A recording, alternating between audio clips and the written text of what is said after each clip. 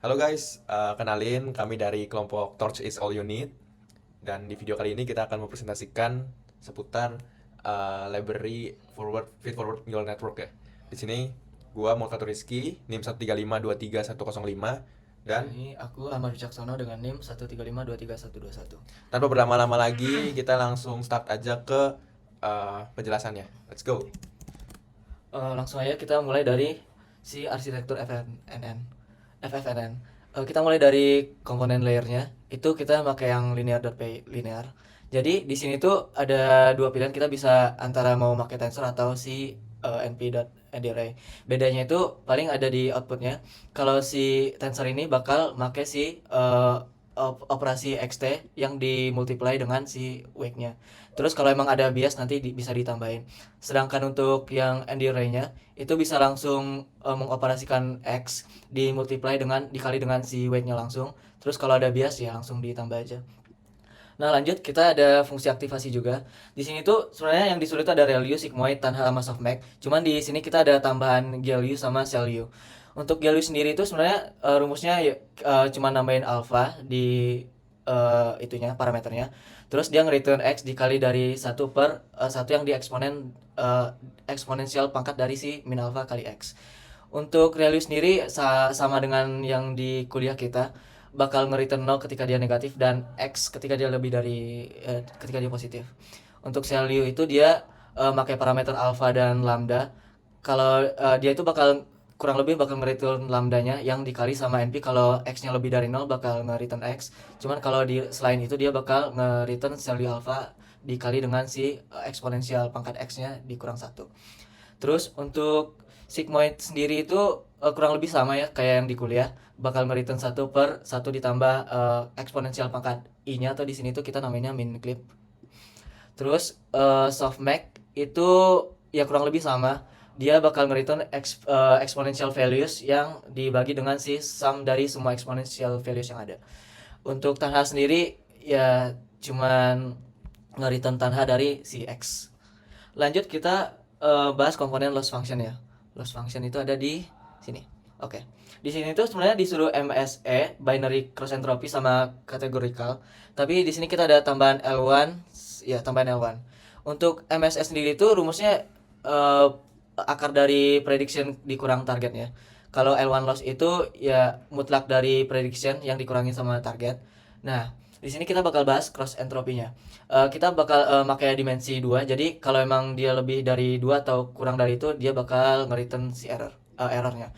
Terus untuk rumusnya sendiri itu ada shifted. Jadi ini tuh logitsnya, datanya itu dikurang sama max yang ada dari si logitsnya. Terus untuk log sum x-nya itu dia bakal logaritma sum dari semua eksponensial yang ada di pangkat shifted tadi. Terus untuk probability-nya itu kurang lebih dia bakal cari selisih dari shifted yang dikurang sama log sum yang udah dicari. Nah, untuk dimensi 1, dia itu bakal nyari negatif log probability dari indices yang ditargetin. Sedangkan untuk dimensi 2, dia itu bakal nyari sum dari target yang dikali sama log prob yang udah dicari dari selisih tadi. Oke, lanjut untuk si cross entropy from props. Ini tuh sama, dia ada dua dimensi. Untuk closest-nya itu dia bakal nyari, oh ya, di sini tuh ada probability ya, karena dia emang base-nya probability. Untuk closest-nya itu dia bakal nyari log dari indices yang udah di targetin. Terus untuk dimensi 2 dia bakal ngesum target yang dikali sama log dari probability-nya. P-nya itu iya, clip dari probability ini. Terus lanjut lagi kita masuk di binary cross entropy. Untuk turunannya sendiri itu mungkin secara eksplisit udah udah di dapetin dari hasil ini selisih dari pred sama targetnya. Jadi nggak ada yang diturunin dulu dari kodenya. Nah, jadi intinya rumus dari lossesnya itu ya target dikali sama log prediction ya. Terus ditambah sama satu kurang target sama dicari logaritma satu kurang si prediksi clipnya. Oke. Lanjut kita bahas bagian inisialisasi dan state. Itu ada di, oh ya, buat inisialisasi itu kita pakai ini linear NN yang ada di sini. Jadi bisa dibaca aja. Kurang lebih kita nerapin hal yang sama seperti apa yang diterapin di kuliah ini. Oke. Terus lanjut di visualisasi bobot dan gradiennya. Ada di sini. Mana dia? Oke, ini. Yang pertama itu ada dua tabel sini, bobot akhir sama gradien akhir. Di bobot akhir sendiri dia itu weight value-nya cenderung memiliki densitas yang tinggi di 0. Itu membuktikan kalau setiap weight itu memiliki distribusi yang sama. Sedangkan yang di kanan, tabel yang kanan, gradient value-nya juga sama, densitasnya tinggi di ketika gradient value-nya itu sama dengan 0. Yang membuktikan kalau weight-nya itu hampir tidak berubah ketika dia melakukan learning. Nah, terus kita lanjut di save and load models. Itu ada di di mana ya? Di sini ya, di modul. Terus ini. Ya, save itu kurang lebih kita dia nerima string atau pad. Terus dia bakal ngedump si hasil dari pad tersebut. Untuk load sendiri dia itu bakal ngeload hasil string atau pad yang udah di init dari sini. Yang udah di ini atas sini. Dah. Sekian dari aku. Lanjut, teman aku bakal bahas komponen selanjutnya. Oke. Selanjutnya itu saya akan menjelaskan tentang forward propagation-nya ya. Nah, sebenarnya forward propagation itu adalah tahap awal untuk melakukan tahap selanjutnya lagi, misalnya back propagation. Forward propagation itu intinya adalah kita tujuannya untuk mencari loss-nya ya. Jadi di Y-nya itu. Nah, dari Y itu kita bisa dapat loss-nya, dan loss-nya itu bisa dijadikan sebuah gradient untuk back propagation-nya gitu. Nah, kodenya di mana sih gitu ya? Kalau kita bisa lihat sini, sebenarnya sequential itu adalah sebuah abstraksi di mana kita melakukan pengurutan layer-layernya gitu. Jadi misalnya pertama linear layer ada 5 neuron, lalu 10, lalu ini. Nah, sequential tuh mengurutkan itu ya lebih terurut gitu. Intinya begitu. Nah, forward progression itu di mana sih gitu ya? Oke. Nah, di sini. Forward progression tuh basically kita membangun modelnya dulu. Lalu untuk setiap epochnya kita itu melakukan training ya di sini. Training ya setiap epoch, lalu di dalamnya juga ada loadernya. Nah, train loader ini berisi batch-batchnya. Jadi untuk setiap epoch ada batchnya juga. Mau ukuran 32, 64 atau 128 gitu-gitulah. Nah, nanti selanjutnya untuk back propagation-nya di sini ada backward nih. Nah, backward ini apa gitu? Backward ini basically karena kita di sini membangun graf komputasinya, maka ya nanti backward ini akan memanggil backward yang lain. Jadi setiap elemennya itu punya fungsi backwardnya sendiri. Nah, lebih lanjutnya lagi kita bisa lihat di tensornya. Nah, tensor ini adalah sebuah kelas di mana dia itu bertindak sebagai, dia bisa menyimpan nilai dan bisa melakukan operasi tensor atau operasi yang dilakukan ke diri sendiri maupun ya saat ketemu elemen yang lain gitu ya. Nah, jadi misalnya kita pengen, tadi kan ada loss.backward ya. Loss.backward akan memanggil ini. Oke.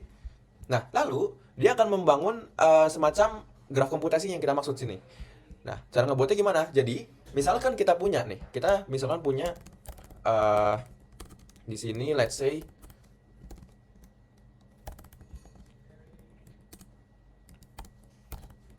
di sini let's say kita punya X itu adalah tensor. Gitu ya. Tensor dari let's say berapa ya? 3, requires gradient true. Lalu ada Y itu adalah x.RealU gitu ya. Lalu nanti di sini ada Z juga. Z misalnya y.RealU juga gitu ya. Nah, apa yang dilakukan ini? Jadi nanti tuh di sini ada loss itu Z ya sebenarnya. Nah, loss.backward. Jadi akan dibangunlah komputasi yang seperti ini. Awalnya kalau forward dia membangun seperti ini. Ini forward. Nah, kalau backward dibalik gitu ya. Nah, taunya dari mana? Sebenarnya dari sini nih, dari build. Setelah di build, sebenarnya membangunnya seperti ini. Tapi di sini kita lihat di reverse ya. Di reverse akhirnya mulai dari loss. Nah, loss akan memanggil backward. Backwardnya buat siapa? Nah, karena di sini kita tahu dia pakai RealU, maka backward yang dimaksud adalah backwardnya si RealU dulu di sini nih, RealU nih ya. Nah, gitu. Jadi maksudnya adalah di sini paling gampang adalah out.grad. Out.grad itu adalah gradien dari globalnya. Dari yang global, misalnya kalau dalam hal ini global itu misalnya kita sekarang posisi Z gitu ya, maka global ada loss-nya gitu. Nanti kalau dalam sudut pandang Y, globalnya adalah Z-nya gitu. Jadi untuk setiap operasi loss itu melakukan komputasi grad dirinya sendiri menggunakan out.grad atau gradien global dari layer sebelumnya gitu. Nah, kalau kita lihat sini loss itu kan nggak ada semacam sebelumnya gitu ya. Nah, di sini kita lihat kalau misalnya gradnya itu none, artinya nggak ada sebelumnya, maka kita bisa treat itu sebagai 1. Jadi dalam artian kita kan tahu ya bahwa DL per DL itu ya udah, DL per DL itu kan 1 kan, gitu ya. Nanti DL per DZ itu adalah DL per DL dikalikan DL per DZ. Jadi maksudnya ini globalnya, ini adalah lokalnya. Lokal itu dalam sudut pandang Z-nya gitu ya. Nah, jadi kalau di sini ya udah value-nya, out-nya itu adalah globalnya, dan dirinya sendiri misalnya Z-nya tadi adalah ya lokalnya gitu. Nanti nanti kan grad-nya itu udah disimpan nih. Jadi grad yang ini jadi out.grad di layer selanjutnya pada tahap backward gitu. Selanjutnya adalah saya ingin menjelaskan tentang regularisasi ya. Regularisasi, bentar. Oke, paling gampang regularisasi kita ambil dari SGD aja ya. Nah, ini juga nanti akan menjelaskan, kita langsung aja menjelaskan dua hal ya di sini. Regularisasi dan juga weight update dengan gradient descent-nya ya. Oke. Jadi, SGD itu kan sebuah algo di mana dia itu dilakukan untuk mengupdate parameter dari modelnya gitu ya. Nah, parameter dari modelnya itu diupdate dengan cara data ini dalam hal kayak W-nya weight-nya dikurangi sama dengan LR grad tambah regrad. Jadi maksudnya gini. Jadi kita misalnya punya W itu adalah W dikurangi LR. Nah, LR dikali, kalau misalnya di slide kuliah kan dalam hal ini kalau slide kuliah tuh kayak DL per DW gitu ya. Ini slide kuliah gitu. Nah, sebenarnya ini bisa dimodifikasi lebih lanjut dengan menambahkan L1 dan L2 gitu. Nah, perbedaan L1 dan L2 sebenarnya simple ya kan. Kalau L1 kita menggunakan hasil dari pemetaan min 1 dan 1. Sedangkan kalau L2 ya udah dari data itu sendiri. Jadi maksudnya adalah L2 itu lebih halus, sedangkan L1 itu lebih kaku gitu ya. Karena dia langsung dipetakan min 1 atau 1 gitu. Nah, bagaimana sih cara mengupdate parameternya? Jadi kalau kalian lihat di sini tadi, nih, di sini kita lihat ya, optimizer itu adalah optimizer itu cara nge-create-nya adalah kita buat kelas optimizernya SGD gitu. Dan kita masukkan params-nya gitu. Jadi sebenarnya adalah kita pengen mengupdate bobot model tuh dalam sudut pandang tanggung jawabnya SGD-nya atau sudut pandang optimizer-nya, bukan kita sebagai model kita mengupdate sendiri, bukan, tapi ada orang lain dalam hal ini optimizer yang nanti kita kasih ke parameter ke dia atau semacam iteratornya ke dia, dan dia akan mengupdate bobot dari diri kita gitu. Intinya gitu ya untuk weight update-nya. Lalu training loop tadi ya, training loop sebenarnya simple banget. Jadi kita di sini punya epoch-nya mau berapa epoch sih, misal 100, lalu batch-nya itu ada berapa, batch-nya berapa nih ukurannya, misal 32. Lalu verbose itu maksudnya adalah mau di print saat berapa kali epoch gitu misalnya. Jadi misal 100 epoch sekali baru di print verbose-nya gitu ya. Lalu bagaimana saya menyimpan training loss dan validation loss-nya per epoch-nya, ya udah di sini kita lihat ya. Value-nya di append terus, jadi ya nanti misalnya epoch pertama saya akan simpan ya udah value-nya. Jadi epoch pertama, epoch kedua, epoch ketiga dan seterusnya. Gitu sih untuk mengembalikan historinya gitu ya. Lalu dataset pipeline-nya sebenarnya simple di sini. Jadi kita punya numeric calls-nya itu ada ini kalian bisa lihat, lalu one hot-nya juga ada ini. Lalu gimana sih cara saya melakukan preprocessing-nya gitu ya. Nah, karena FFNN ini sebenarnya adalah dia hanya bisa menerima sebenarnya numerik gitu ya. Jadi di sini kita harus convert dulu dong, ya kan? Harus di convert dulu jadi numerik juga untuk kategorikalnya. Ya udah, saya lakukan one hot aja, mengubah yang tadi kategorikal itu menjadi 1 atau 0 gitu ya. Lalu selanjutnya adalah kita akan mencoba ke demonstrasi implementasinya gitu ya. Lalu misalnya membandingkan performa model, ya udah kita langsung masuk ke notebook eksperimen kita gitu ya. Oke.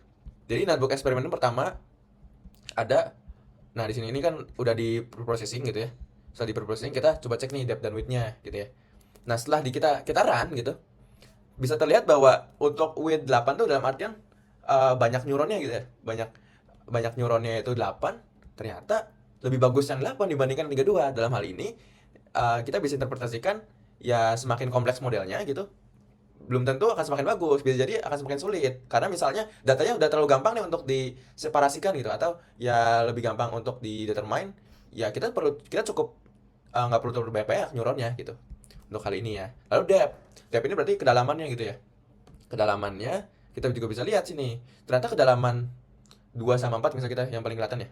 2 sama 4 gitu. Ternyata lebih bagus yang kedalamannya 4 untuk akurasinya, tapi untuk yang loss-nya ternyata lebih bagus yang 2 gitu. Maksudnya adalah berarti sebenarnya dataset ini tuh kalau saya bisa bilang mudah untuk sebutannya. Mudah untuk ditebak atau mudah untuk diseparasikan gitu dalam sudut pandang linearnya ini. Jadi ya kurang lebih seperti itulah. Jadi nggak ada terlalu perbedaan yang berarti dalam depth antara depth 2 atau depth-nya 4 gitu. Nah, lalu kurva loss-nya ini untuk variasi width-nya ya kurang lebih sama lah menurut saya. Nggak terlalu beda. Lalu untuk fungsi aktivasi, nah kita bisa lihat fungsi aktivasi ternyata lebih bagus yang sigmoid gitu ya. Ya sebenarnya ini akan ini harus bisa ditelusuri lebih lanjut, tapi pada video kali ini kita kekurangan waktu gitu ya. Tapi intinya adalah setiap arsitektur biasanya punya aktivasi masing-masing dan kadang-kadang harus dicocokkan gitu. Mana yang bagus untuk arsitektur tertentu. Jadi case by case lah kita bisa bilang di situ. Ini nggak beda jauh. Lalu untuk, nah ini menariknya nih, kurva loss dari sigmoid itu ternyata dia itu baru turunnya saat epochnya udah mulai membesar nih. Jadi untuk epoch awal-awal dia sulit untuk konvergen. Jadi sebenarnya ya hasil tadi tuh hasil akhirnya. Tapi kalau kita lihat prosesnya, lebih baik yang langsung turun gitu ya. Misalnya saya di sini. Karena perbedaannya adalah sigmoid itu ada vanishing gradient gitu ya. Sedangkan eh, itu akan membuat model sulit belajar ketika kita taruh sigmoid di semua layer gitu. Biasanya sigmoid kan di akhir layer gitu ya. Nah, lebih baik CLU ternyata. CLU itu menaruh, berarti kan setiap layer ditaruh CLU gitu. Kenapa ini lebih baik? Karena finishing gradientnya lebih kecil potensinya dan model lebih cepat konvergen atau lebih cepat belajar gitu. Distribusi bobot akhir juga tadi udah jelasin sama teman saya. Lalu pengaruh learning rate di sini kita bisa lihat learning rate yang kecil itu lebih bagus akurasinya. Nah, ini karena kalau kita learning rate kita tidak sesuai atau terlalu besar gitu ya, model ini malah akan loncatan parameternya akan sangat besar sekali sehingga akan sulit menemukan bobot yang exactnya gitu. Nah, bobot yang exact ini harus pelan-pelan. Kalau terlalu besar juga bisa akan kesulitan model tuh mencari parameter yang baiknya gitu. Lalu ini juga sama, kita bisa lihat kurva loss-nya jadi lebih bagus yang kecil ya sebenarnya. Tapi perbedaannya kalau learning rate yang sangat kecil gitu, model itu sebenarnya akan lama konvergennya, tapi ya tetap turun sih, tapi akan lama gitu. Lalu pengaruh inisialisasi bobot, nah kita bisa lihat sini. Bobot dengan inisialisasi 0 artinya semuanya 0 gitu. Akurasi kecil banget karena tadi kalau akurasi 0 semua di awal-awal dia sulit belajar ya nggak? Karena ya 0, semuanya 0, jadi kayak state-nya benar-benar 0 dan akan lama. Sedangkan kalau kita agak random, Xavier atau HE gitu, dia lebih baik, jauh lebih baik gitu. Karena diisi oleh suatu variabel random yang mendekati 0 tapi nggak 0. Tapi itu membuat lebih mudah model untuk belajar di epoch-epoch awal-awal gitulah. Nah, misalnya kita lihat jauh sekali, lalu regularisasi juga sama. Sebenarnya regularisasi nggak terlalu beda jauh ya di sini ya, untuk hasilnya gitu. Jadi ya mau L1 atau L2 sebenarnya ya udahlah sama aja gitu ya di sini. Kayak nggak ada beda jauhnya. Lalu RMS norm, pengaruh normalisasi di sini. Kalau kita pakai RMS norm lebih baik nih dibandingkan tidak pakai normalisasi. Hal ini karena kalau kita pakai normalisasi, datanya itu juga dinormalisasikan dan lebih kecil lagi. Sedangkan kalau tidak pakai normalisasi, datanya itu kan besar dan bisa jadi exploding gitu ya untuk perubahan weight-nya. Nah, bisa lihat juga di sini. eh, nah, gradien akhirnya juga lihat tuh. Dia kalau kita pakai RMS norm, dia tidak terkonsentrasi di nol banget. Jadi agak menyebar. Which ini bagus banget sebenarnya untuk model itu belajar gitu ya. SED versus Adam. Nah, untuk SED versus Adam pada saat kali ini tidak terlalu beda jauh juga, tapi yang perlu diperhatikan adalah Adam itu sebenarnya pada implementasi nyatanya lebih halus untuk perubahan bobotnya dan seringkali Adam ini dipakai pada training awal dibandingkan SED gitu. Ya untuk kali ini kita nggak terlalu beda ya untuk SED Adamnya. Lalu untuk perbandingan library-nya kita pakai ini library kita, library MLP. Sudah samakan tapi entah kenapa MLP jauh lebih jelek gitu. Karena mungkin MLP ini kan suatu library yang opinionated gitu ya. Dan kita juga agak kita kurang tahu di balik layar itu pasti banyak config yang sudah diubah atau dikustomisasi sama mereka sendiri. Dalam hal ini engineering things-nya udah beda gitu. Jadi ya hasilnya seperti ini gitu. Mungkin juga karena normalisasi agak beda dan operasi agak beda juga gitu. Dalam hal ini kayak mungkin tipe data juga beda dan sebagainya. Jadi banyak faktor di sini. Untuk comparisonnya jauh sekali ya perbedaannya gitu. Ya paling gitu untuk hal tadi ya. Lalu analisis hubungan antara perubahan konfigurasi model dengan performa yang dihasilkan. Ya hubungannya tadi ya ada hubungannya gitu ya. Contohnya kayak misalnya kita menggunakan Zero sama Xavier atau HE jauh banget perbedaannya. Lalu pola tren sama proses pelatihan sebenarnya kebanyakan turun ya untuk loss-nya gitu. Lalu interpretasi terhadap dinamika training, misal kestabilan, kecepatan udah jelaskan juga dan hasil eksperimen udah jelaskan juga gitu ya. Oke, sekian dari kami. Ya mohon maaf bila ada kesalahan. Oke, sampai jumpa di episode selanjutnya.